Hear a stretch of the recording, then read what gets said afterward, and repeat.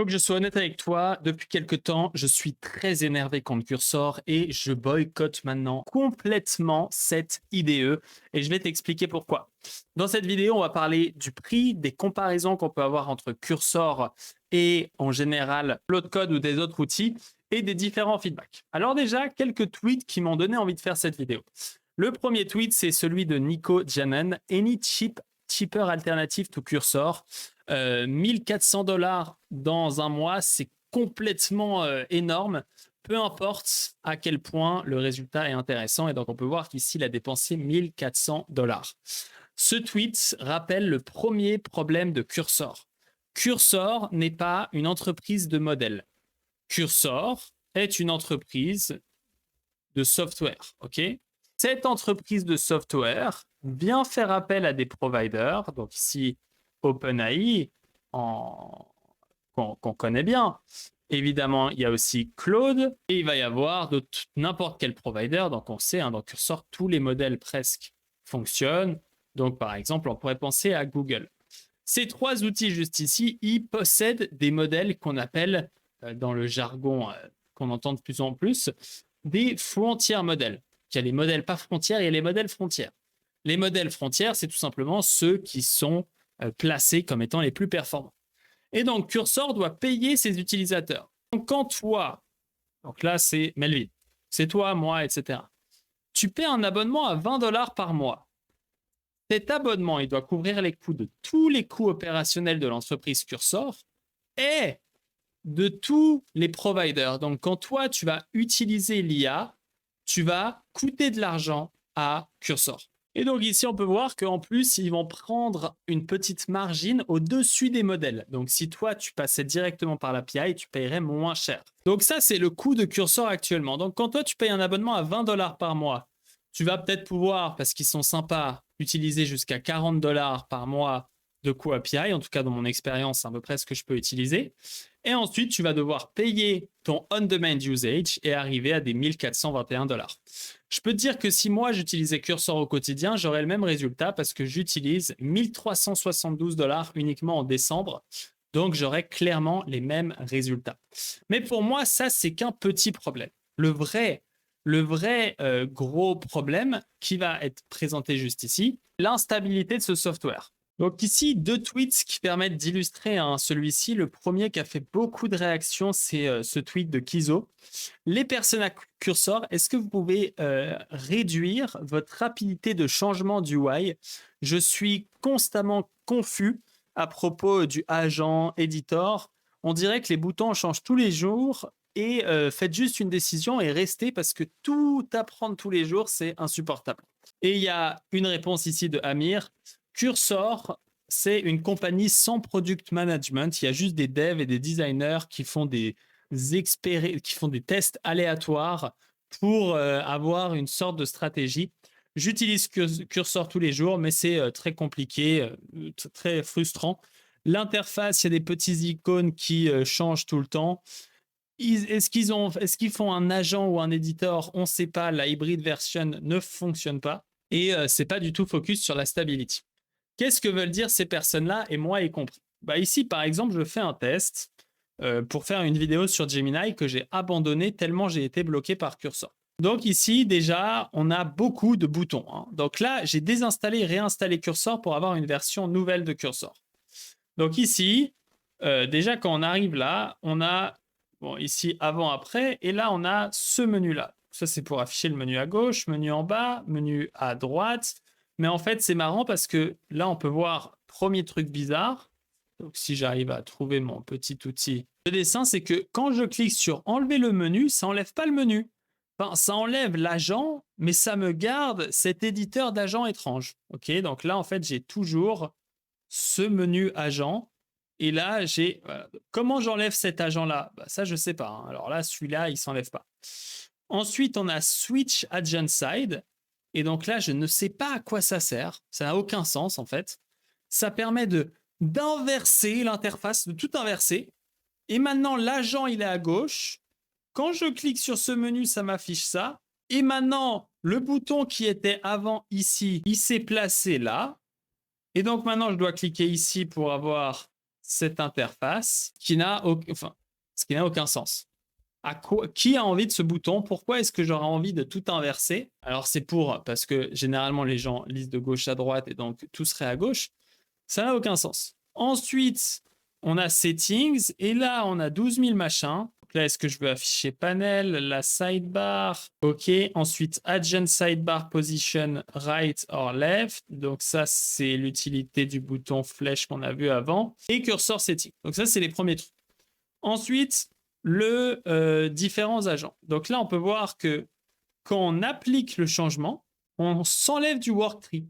Mais quand on clique sur Apply, ça ne nous écrit pas qu'on va quitter le worktree. Donc, qu'est-ce qui se passe? C'est qu'ici, j'ai cliqué sur Apply, ça m'a quitté le worktree. Maintenant, tous mes changements sont ici. Et si je les annule, eh ben, je ne peux plus les apply. Voilà, là, je ne peux plus les apply. Je suis coincé, il n'y a plus rien qui se passe et je ne peux plus rien faire. La même chose avec Sonnet ici. Tu vois que là, je suis dans le worktree. Mais quand je clique sur Apply, maintenant, je ne suis plus dans le worktree. Et quand je fais Undo Apply, ça me remet dans le worktree, mais les changements sont toujours là. Enfin non, les changements se sont enlevés. Mais si je clique sur Apply, maintenant, je ne suis plus dans le worktree. Mais si j'envoie un message, je ne peux plus undo le worktree. Donc, je ne peux plus accéder au code sans... Voilà, bref. Tu comprends le gros problème. Maintenant, on a ça. Ensuite, on a ici un nouveau mode debug. On a un mode ask. On a un mode plan. Beaucoup de modes. On ne sait pas trop ce qui se passe. Ensuite, là, on a review. Donc là, on a review. Maintenant, ça nous ouvre un menu pour review. Donc, c'est cool. On enlève ça. Et là, on a find issue. Maintenant, je clique sur find issue. Maintenant, en fait, c'est en train de review. Pourquoi est-ce que j'ai un bouton review là, debug, si je peux aussi review là? Donc maintenant, en fait, c'est en train de review mon code. Quel modèle ça utilise? Combien ça coûte? Qu'est-ce qui est en train de se passer juste ici? Je sais pas. Je sais pas, on sait rien, on comprend plus rien. Cette IDE n'a aucun sens. C'est fait par des étudiants, c'est fait par des gars comme... Si je devais faire un IDE, je ferais ça à peu près, parce que je suis un peu fou et que j'aime bien faire aller dans tous les sens, etc. Ça, c'est pas une entreprise qui vaut des milliards de dollars, en tout cas quand on le voit comme ça. Donc, ça, c'est le problème. Et d'autres problèmes, c'est l'instabilité. Par exemple, moi, j'ouvre Cursor ce matin et j'arrive dans cette interface et je suis incapable de la quitter. Et on peut voir que les boutons n'étaient encore une fois pas pareils. Là, il y a un menu là, la flèche, le settings, j'essaie de cliquer partout, j'arrive pas à bloquer. On peut voir que quelqu'un répond ici. J'ai eu le même problème, j'ai essayé de cliquer partout et j'ai pas réussi à comprendre la button logique. Donc en fait, on a un gros problème dans Cursor où on a des boutons qui s'affichent de plus en plus de partout. Donc par exemple ça. Genre, comment c'est possible d'avoir autant de boutons où tu ne comprends rien? C'est-à-dire que là, il n'y a aucun des boutons où tu sais ce qui se passe. Ils veulent rien dire. Donc voilà, c'est exactement ce qu'il dit ici. C'est nul. Cette IDE est devenue totalement out of control et l'IA les a fait partir en vrille. Sûrement que la rapidité d'exécution est tellement rapide que les gars, ils n'ont même pas réussi à faire un truc qui est potable. Pour moi, c'est un IDE qui est tout simplement inutilisable. Et c'est pour ça que j'arrive pas à l'utiliser. Trop de modifications, trop de changements. Et leur intégration IA d'agents est elle aussi beaucoup plus compliquée que ce qu'on peut avoir. Donc là, on a la liste des agents. Ensuite, on a ce menu-là. Donc là, j'ai mes modèles. Donc déjà, j'ai Auto. Qu'est-ce que ça fait Auto? Balance Quality and Speed recommended for most tasks. Personne n'utilise Auto. Personne n'utilise Auto parce que tout le monde a envie de se toucher sur le fait de choisir son modèle. Ensuite, Max Mode. Donc, Max Mode, ça te permet d'utiliser toute la puissance de tes modèles. C'est-à-dire que par défaut, ça n'utilise pas toute la puissance.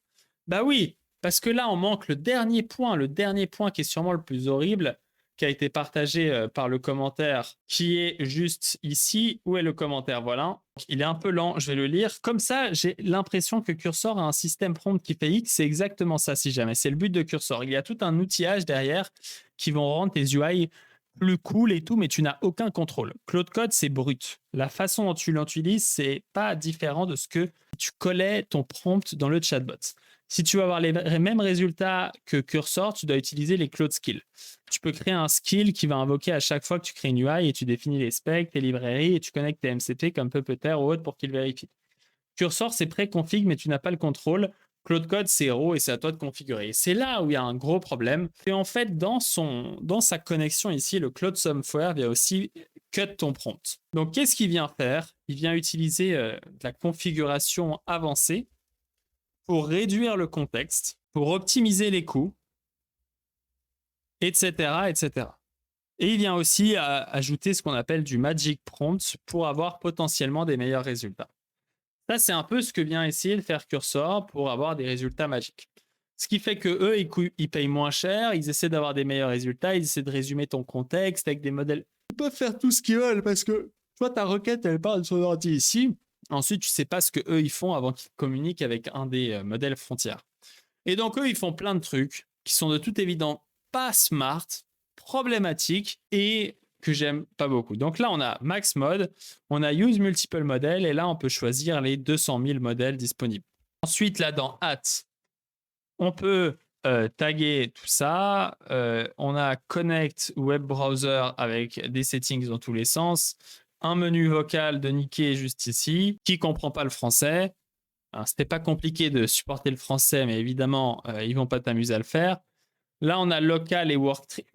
Il y a trop de boutons partout. Je ne sais pas comment te partager ce feeling. C'est juste que c'est d'une complexité assez folle. Maintenant, comment réussir à argumenter une fois qu'on a fait tout ça? Pourquoi est-ce qu'on switcherait sur Cursor, Claude Code? Pardon. Donc là, Nico, typiquement, après son tweet, tout le monde lui a dit mon frérot, tu dois switch sur Cursor, sur Claude Code, qu'est-ce que tu fais encore sur Cursor, etc.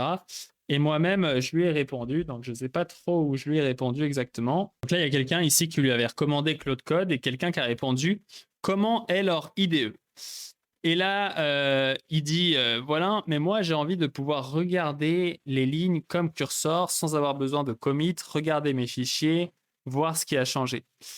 Et ici, je lui ai répondu, je pense que tu aimes ce diff parce que tu es habitué, mais en réalité, avec l'autre code, la qualité du code est tellement bonne que tu n'as plus besoin de venir regarder ce code. Donc, ce que je dis essentiellement, c'est le code va être tellement bien que tu vas juste pouvoir regarder la guide view. Alors, je crois que je me suis mal exprimé après avoir lu mon propre post. Mais en clair, quand moi, je dev avec Claude Code, alors je ne sais pas si j'ai un projet juste ici, mais moi, je vais ouvrir le terminal ici.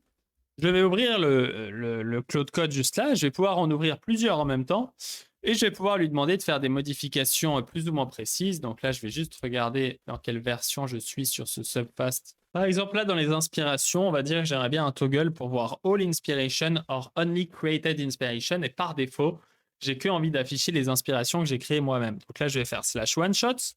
Et je vais lui dire, dans la page des inspirations, j'ai envie que par défaut, ça n'affiche que les inspirations que l'organisation actuelle a créées et qu'on va rajouter une sorte de toggle avec le composant toggle, voilà, qui va pouvoir permettre de sélectionner entre ce que j'ai créé moi ou toutes les inspirations disponibles sur l'application. Comme ça, quand je clique de un à l'autre, et ça permet de voir tout ça. Tu vas pouvoir utiliser les search param pour faire ça.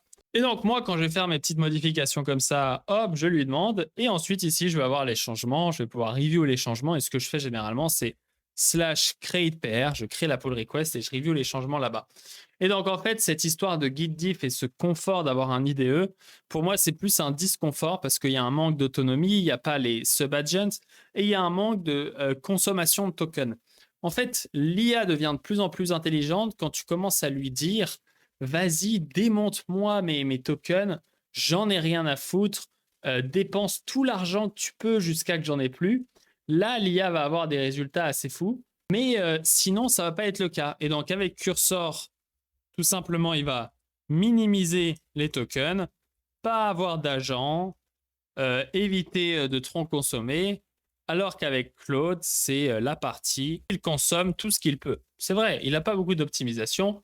Tu vois qu'ici, je lui demande sa modification. Boum, il commence par me lancer 2 agents automatiquement. Il explore le code et on peut voir que très rapidement, on va avoir un résultat super satisfaisant. Il faut savoir que pour moi, Claude, Opus 4.5 ici, la majorité des cas, one shot, toutes les features que je lui ai déjà demandées. Et là, en clair, j'ai déjà l'impression qu'il a terminé. Il a utilisé le query state, il a utilisé les bons paramètres, tout est parfait.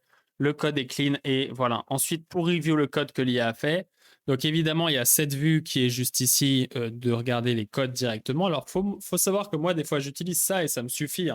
Donc là, hein, si je remets la taille initiale, on peut voir qu'ici, on peut déjà voir les changements qui ont été faits. Tu peux lui dire non, mais ça, c'est pas bon, etc. Et sinon, tu regardes ça. Donc avec Z, ça fonctionne super bien. Hop, tu scrolls, tu regardes ce qui a bien, tu acceptes, tu refuses. Et comme ça, tu commits et c'est terminé. Personnellement, en tout cas, c'est comme ça que j'utilise Claude Code et c'est pour ça que maintenant, j'aime vraiment plus trop Cursor. Et voilà, si tu utilises encore Cursor, je t'invite à regarder cette vidéo, mais c'est déjà fait, et partager cette vidéo aux gens qui utilisent Cursor. On se dit à bientôt. Ciao, ciao.